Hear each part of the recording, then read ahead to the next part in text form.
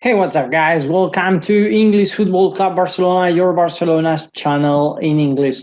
Well, there are some news that we have to talk about and we have to analyze. So, without more delay, let's start.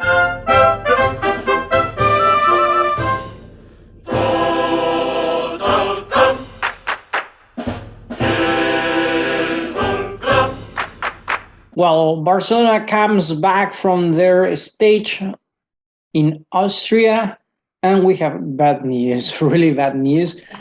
Gavi, well, today is Gavi's birthday, so happy birthday, Gavi. I wish you the best, but well, I read he has got a very good present, and well, they were talking that he will play with the first team. We will talk about Gavi later, about Koeman too, but that would be a very good gift. But the one that he got to, he doesn't like at all. Yesterday, one of the players hit his face, and it seems that he has got a jaw fracture. So sadly, he will be out for some weeks to recover that fracture. And also, De Jong is injured too. He has an internal calf elongation. I don't know how to pronounce that. So probably he will be like 3 or 4 weeks out too. So we lose two players that normally they contribute much to the team, sadly. But well, anyway, don't worry. We have Nico, we have Pedri, etc. We have enough players yet for those positions. Ricky Puig, Pjanic. Well, that last one was irony. Ricky Puig not, but Pjanic, of course, it was irony. Well, yesterday we were talking about the money that is coming to Barcelona, those 270 million euros that Barcelona will receive for that agreement between La Liga and CVC investment fund or CVC group. So it seems, or company, I'm not sure if it's a group or a company now. But anyway, Barcelona is looking for new players. We said we think we don't need them, but well, Barcelona anyway wants a midfielder, a strong midfielder, and it seems that Laporta and Mendes, they have a very good relationship. We have talked about this. They want to bring Renato Sanchez to Barcelona. Mendes also gave the opportunity to Barcelona to get Renato as a loan this year, and then get him signing him for next year. Why as a loan? Okay, we don't have money to hire to sign players. Okay. But what we can do is to bring them as a loan, so we will have to charge to our account numbers just the salary, and then next year, when supposedly the economy is better, we will sign him, and then the fair play will not be affected. That's the formula that they are working on. And again, do we really need Renato Sanchez? Yes and no. I mean, my main concern is about his quality. About how will he adapt to Barcelona, because quality he has, okay, and he has he's one of the players from Lille, and Lille last year won the French league, so it's a good team, and obviously he's a very good player. Also, he played with Portugal. The Portuguese, I think, is quite good.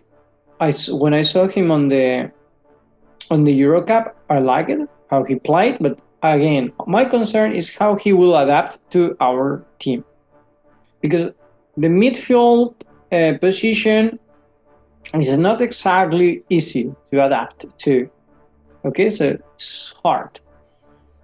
And talking about the market, also we have to talk about Coutinho. Coutinho, it seems that Tottenham and Liverpool are interested in him, I think, if I'm not wrong. And one of the newspapers called Mundo Deportivo said that these teams are interested in Coutinho. I don't know. I have no idea, because every day it's a new team interested in Coutinho. Yes, I'm interested in Coutinho too, but I don't know.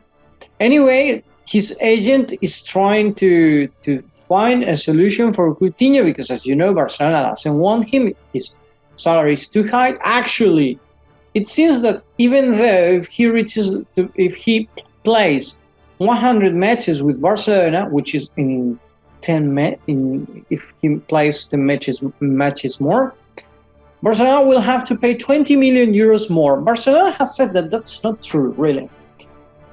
But anyway, they weren't clear at all. It's like, no, that's not true. Finished.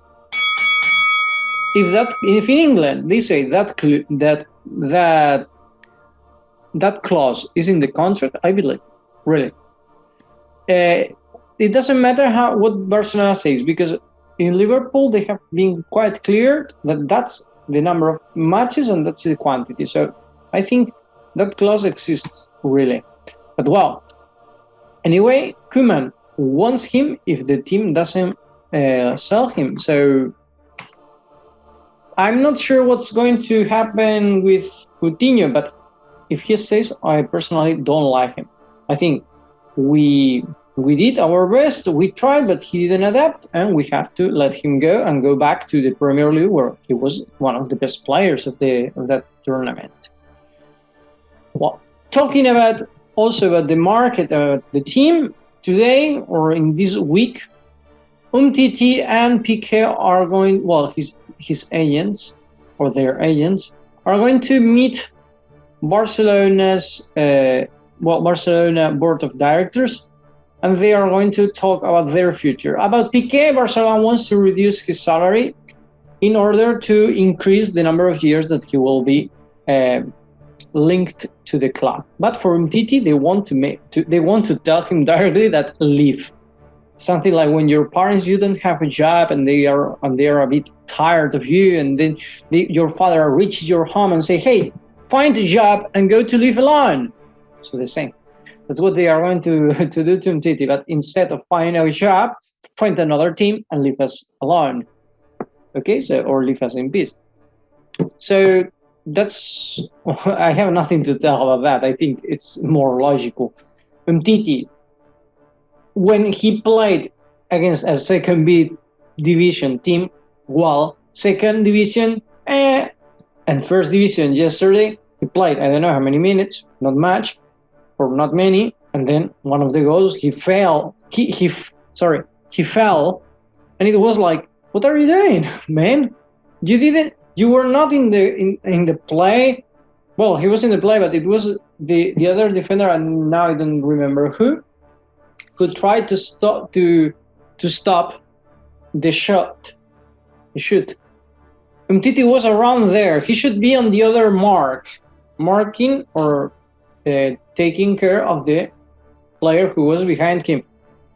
I don't know what he tried, and then he went to do the same as the other back, as the other center back was trying to do, and suddenly he lost the mark. The other player was alone. I think Umtiti sell him, because he's not. We can't do anything. I'm like, okay, well. And do you recognize him? Do you know who he is? Should I put cover his face more? Nah. It's Ansu Fati, and finally he has come back to train on the field. This is his first day on the pitch, and really happy to see him. It was a quite light session, but of course, what did you expect after 9 months? He can, thanks God, he remembers how to shot and how to kick a ball. No, I'm really happy for Ansu Fati. It has been faster than they thought, as I read, but I'm of course they are not going to try to. They are not going to push it. And now, yes, the main news I wanted to talk about. This morning I was quite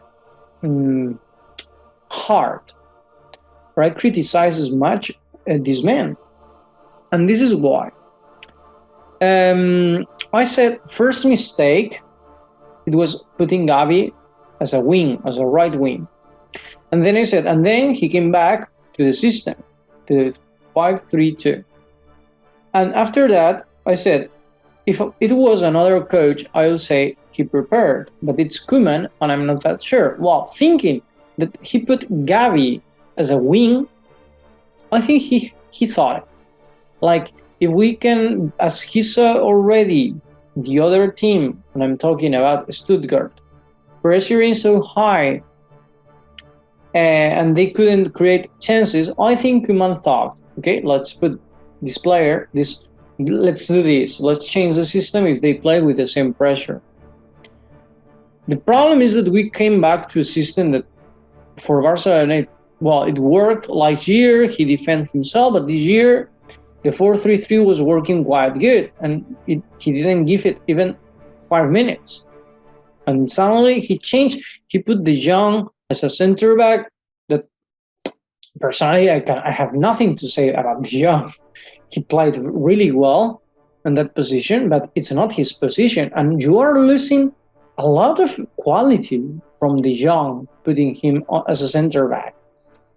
And the 5-3-2, it's a good system if you have some right and left backs that can go up, and they are more like wings, like a secondary wings.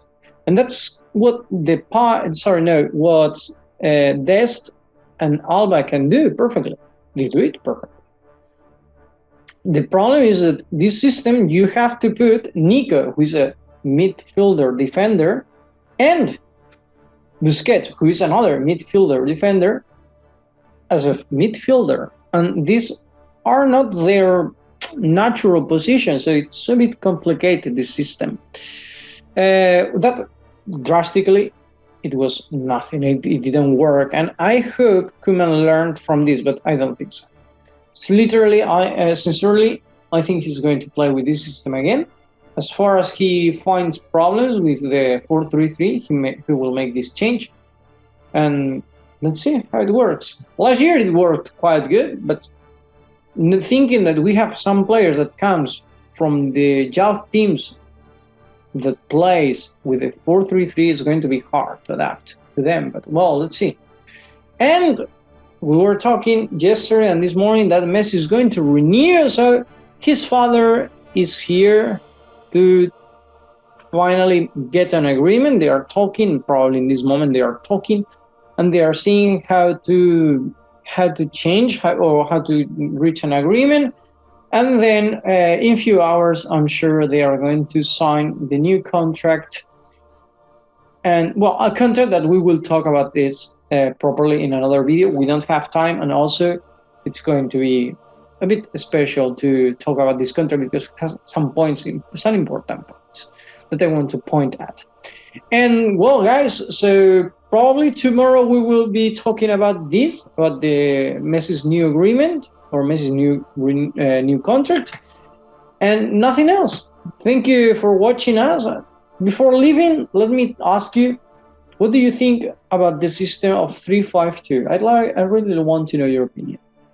And that's all, guys. Thank you for watching us, and see you in the next video. Have a nice day.